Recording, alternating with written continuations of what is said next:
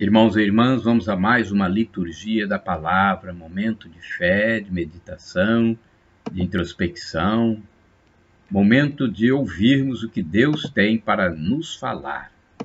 Liturgia da palavra da Igreja Católica Apostólica Romana no mundo inteiro. 8 de abril de 2020, quarta-feira da Semana Santa, cor litúrgica roxa. No rito da celebração temos o prefácio da Paixão 2 e o ofício do dia. Antífona da entrada. Ao nome de Jesus todo joelho se dobre no céu, na terra e na mansão dos mortos, pois o Senhor se fez obediente até a morte e morte de cruz. E por isso Jesus Cristo é Senhor na glória de Deus Pai. Carta de São Paulo aos Filipenses, capítulo 2, versículos 10º, 8º e 11. Oração do dia. Rezemos. Ó Deus, que fizestes vosso Filho padecer o suplício da cruz para arrancar-nos a escravidão do pecado, concedei aos vossos servos e servas a graça da ressurreição por nosso Senhor Jesus Cristo, vosso Filho, na unidade do Espírito Santo. Amém. Primeira leitura do livro do profeta Isaías, capítulo 50, versículos do 4º ao 9a. O Senhor Deus deu-me língua adestrada, para que eu saiba dizer palavras de conforto à pessoa abatida. Ele me desperta cada manhã e me excita o ouvido para prestar atenção como um discípulo. O Senhor abriu-me os ouvidos, não lhe resisti nem voltei atrás. Ofereci as costas para me baterem e as faces para me arrancarem a barba. Não desviei o rosto de bofetões e cusparadas. Mas o Senhor Deus é o meu auxiliador. Por isso, não me deixei abater o ânimo, conservei o rosto impassível como pedra, porque sei que não sairei humilhado. A meu lado está quem me justifica. Alguém me fará objeções? Vejamos, quem é meu adversário? Aproxime-se. Sim, o Senhor Deus é meu auxiliador. Quem é que vai me condenar? Palavra do Senhor, graças a Deus. Salmo responsorial, Salmo 69, versículos do 8º ao 10º, 21 BCD ao 22, 31, 33 a 34, refrão 14 CB. Respondei-me pelo vosso imenso amor, neste tempo favorável, Senhor Deus. Repitamos! Respondei-me pelo vosso imenso amor, neste tempo favorável, Senhor Deus. Por vossa causa é que sofri tantos insultos, e o meu rosto se cobriu de confusão. Eu me tornei como um estranho a meus irmãos, como estrangeiro para os filhos de minha mãe. Pois meu zelo e meu amor por vossa casa me devoram como fogo abrasador, e os insultos dos infiéis que vos ultrajam recaíram todos eles sobre mim. Respondei-me pelo vosso imenso amor, neste tempo favorável, Senhor Deus. O insulto me partiu o coração.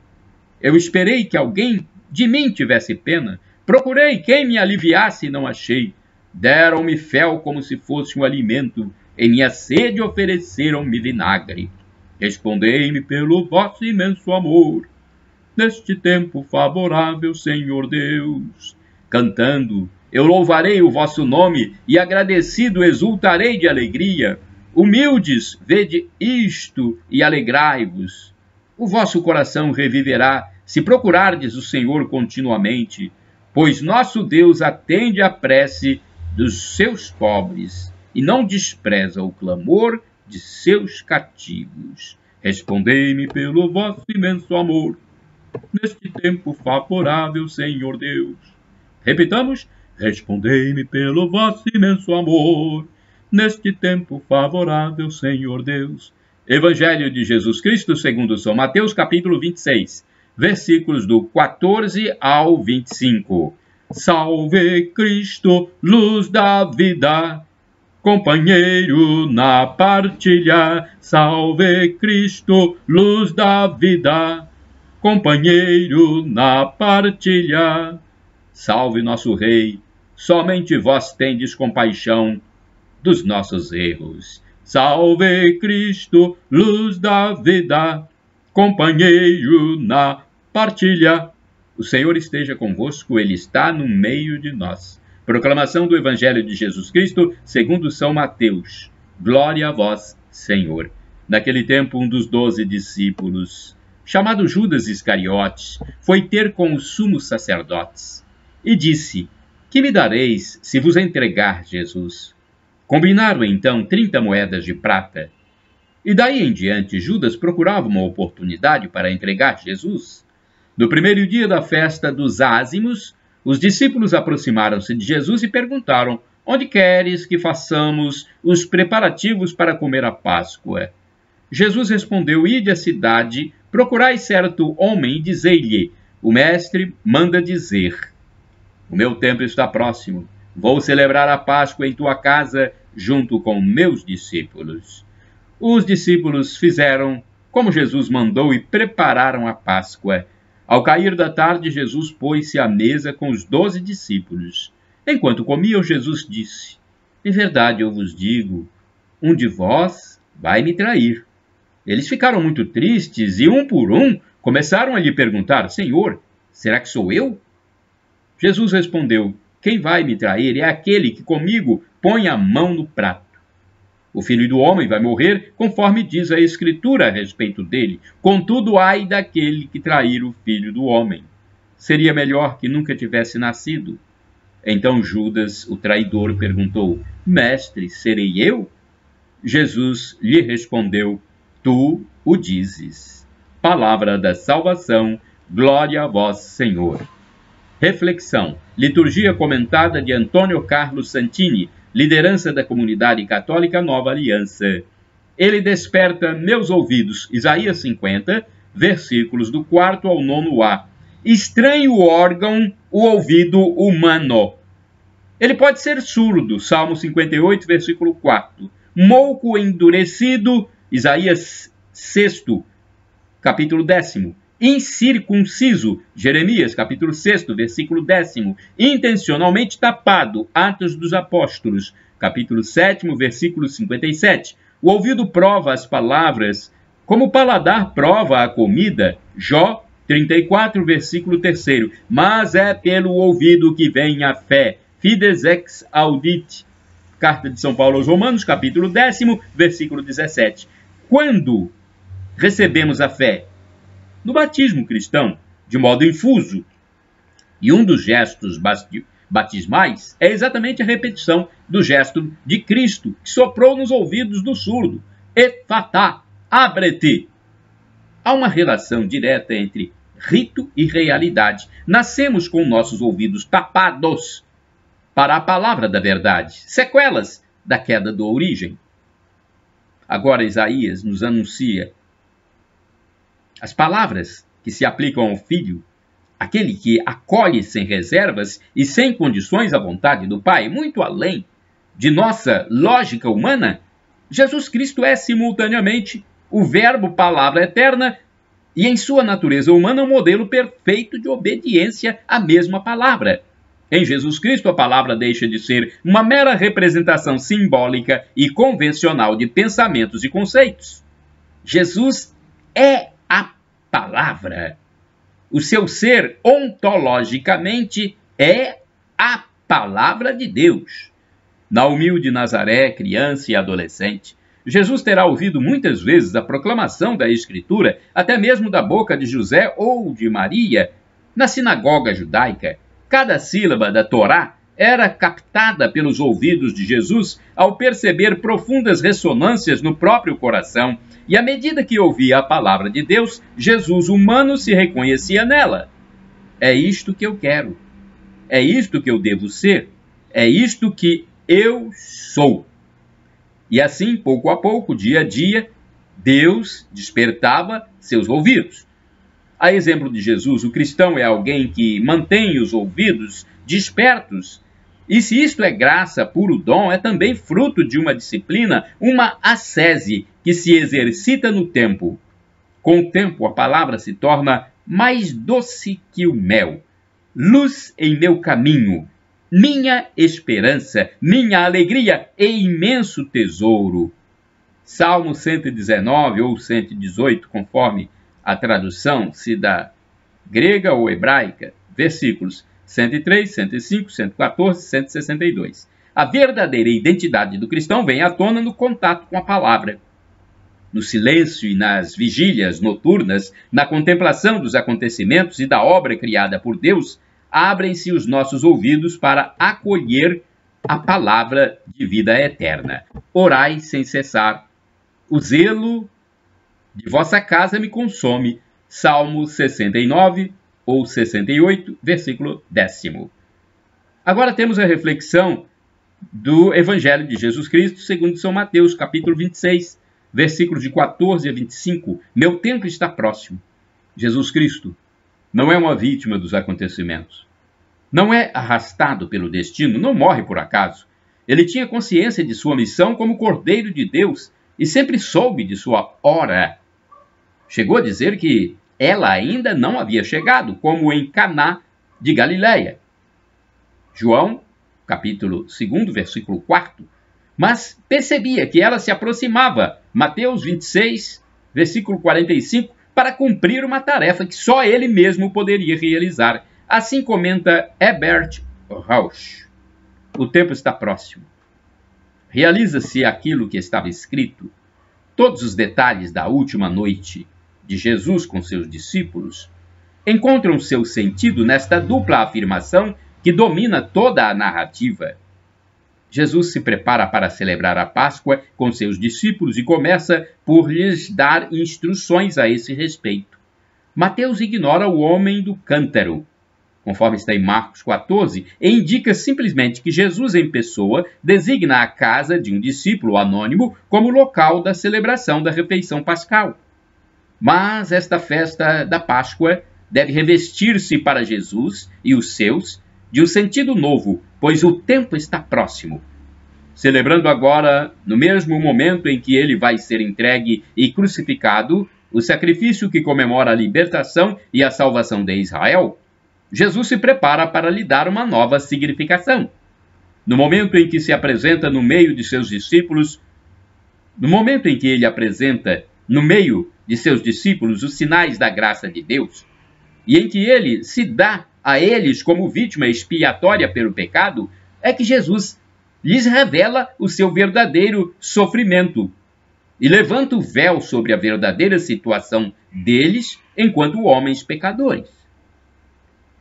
E não são repreensões que ele lhes dirige. Jesus constata o fato e dele fala como sendo uma coisa inevitável. O Filho do Homem se vai, conforme o que está escrito a seu respeito. Como não pensar em Isaías 53, versículo 3, ou no Salmo 51, versículo 10, que descrevem com antecipação os detalhes dos sofrimentos do servo de Deus? O próprio Mestre irá citar a profecia de Zacarias 13, versículo 7. Fere o pastor e as ovelhas se espalharão. Fere o pastor e as ovelhas se espalharão. Jesus chega a prever de uma só vez o abandono pelos seus, a traição de Judas e a negação de Pedro. E lhes fala abertamente da miséria humana que pulsa naqueles corações prontos a se escandalizarem com a prisão e a morte de seu mestre. Todos estavam prontos a esperar por um Messias vencedor, um novo Macabeu que expulsasse os romanos e quebrasse as cadeias do povo humilhado. Mas nem de longe podiam imaginar um Messias triturado pelo sofrimento, abandonado por todos e vencido pela morte. Ao menos até a madrugada da ressurreição. Orai sem cessar, irmãos e irmãs. Não fiques longe de mim, pois a angústia está próxima. Salmo 22, versículo 12. Olha, eu gravo essas imagens para o canal no YouTube, Paulo Roberto Maciel, o blog repórterpaulomaciel.blogspot.com e o facebook.com/Paulo Maciel da Rádio. Da minha parte, podem divulgar livremente, à vontade. Fiquem à vontade para multiplicar estas minhas imagens. Agora, esse texto que eu vou ler é do padre Evaldo César de Souza, missionário redentorista. Ele escreve para o site a12.com. 8 de abril é dia de Santa Júlia de Bilhart. Maria Rosa Júlia Bilhart nasceu na França em 1751. Foi batizada no dia do nascimento e recebeu a primeira comunhão aos 7 anos. Desde então entregou-se ao amor de Jesus. Aos 13 anos, Júlia sofreu sérios problemas e, subnutrida, ficou paraplégica por 22 anos. Durante este tempo, aprendeu os mistérios da vida mística, do Calvário, da glória e da luz. Sempre engajada na catequese da paróquia, era preocupada com a educação dos pobres. Cultivava amizades na família, com os religiosos, com as carmelitas, com as damas da nobreza que lhe conseguiam os donativos. Nesta época, decidiu ingressar para a vida religiosa com uma meta estabelecida: fundar uma congregação destinada a educar os pobres e a formar bons educadores. Mesmo não sendo letrada, possuía uma pedagogia nata, aprendida na escola dos 22 anos de paralisia. Assim, ainda paralítica, em 1804, fundou a Congregação das Irmãs de Nossa Senhora. Sua devoção ao Sagrado Coração de Jesus a curou. Depois de 30 anos, voltou a caminhar. A Mãe de Deus era sua grande referência e modelo, e a Eucaristia era o centro de sua vida de fé inabalável. Júlia abriu uma escola gratuita e depois não parou mais. Viajava da França e pela Bélgica, fundando pensionatos e escolas, pois naqueles tempos de miséria a necessidade era muito grande. Não aceitava qualquer donativo que pudesse tirar a independência da congregação. Perseguida e injustiçada pelo bispo de Amiens, foi por este afastada da congregação. Morreu em paz no dia 8 de abril de 1816, na cidade de Namur. Reflexão. Através de seu batismo, de sua consagração religiosa e por sua vida inteira de fé em Deus, Júlia foi colocada na trilha da opção divina pelos pobres. Venceu as dificuldades da vida e nunca desanimou diante do futuro incerto. Nós somos, não raro, temerosos das incertezas do futuro e nos preocupamos demais com o que há de vir. Que tal deixar o amor de Deus conduzir nossa vida e pensar mais no dia de hoje? Oração. Rezemos. Deus de amor e bondade, que escolheste Santa Júlia para a obra de auxílio aos mais abandonados, ajudai-nos a seguir o exemplo deixado e a viver sempre em caridade fraterna com os mais esquecidos. Dai-nos também paciência nas enfermidades e a esperança viva na recuperação da saúde, por Cristo nosso Senhor. Amém. Shalom Adonai, que significa a paz do Senhor. El Shaddai, Deus onipotente, Deus todo-poderoso, Ele proverá, acredite. E Maranatá, vinde Senhor Jesus, é a segunda vinda de Cristo Jesus que nós aguardamos. Um dia Ele voltará e vai nos levar para a vida eterna, onde teremos plena felicidade junto com Maria Santíssima e todos os santos e anjos, algo inefável. Mas podemos garantir que o sofrimento de agora nem se compara com essa glória futura que será revelada em nós. Para isso, nos arrependamos de nossos pecados, peçamos perdão a Deus e acreditemos que Jesus é Deus no mistério da Santíssima Trindade. Shalom, a paz, Pai, Filho e Espírito Santo. Amém.